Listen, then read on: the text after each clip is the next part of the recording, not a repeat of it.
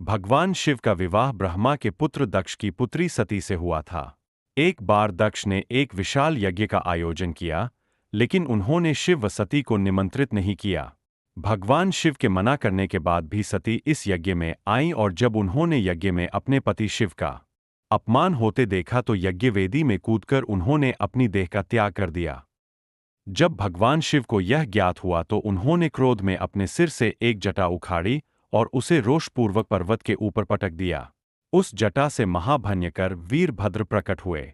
शिव के इस अवतार ने दक्ष के यज्ञ का विध्वंस कर दिया और दक्ष का सिर काटकर उसे मृत्युदंड दिया।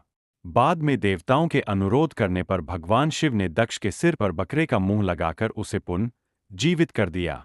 वीरभद्र के अलावा शिव के 18 और अवतार हुए हैं, जिनके नाम इस प्रकार है: पिप्पलाद, नंदी, भैरव, अश्वत्थामा, शर्भावतार, गृहपति, दुर्वासा, हनुमान, वृषभ, यतिनाथ, कृष्णदर्शन, अवधूत, भिक्षुवरे, सुरेश्वर, किरात, सुंठ नर्तक, ब्रह्मचारी और यक्ष।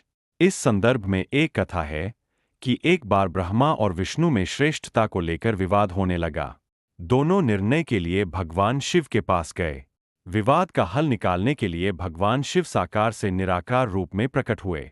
शिव का निराकार रूप अग्निस्तंभ के रूप में नजर आ रहा था। ब्रह्मा और विष्णु दोनों इसके आदि और अंत का पता लगाने के लिए चल पड़े। कई युग बीत गए, लेकिन इसके आदि और अंत का पता नहीं लगा। जिस स्थान पर यह घटना हुई वह अरुणाचल के नाम से जाना जाता है।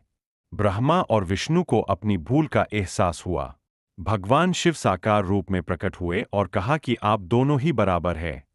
इसके बाद शिव ने कहा कि पृथ्वी पर अपने ब्रह्मा रूप का बोध कराने के लिए लिंग रूप में प्रकट हुआ, इसलिए अब पृथ्वी पर इसी रूप में मेरे परम ब्रह्मा रूप की पूजा होगी। इसकी पूजा से मनुष्य को भोग और मोक्ष की प्राप्ति हो सकेगी।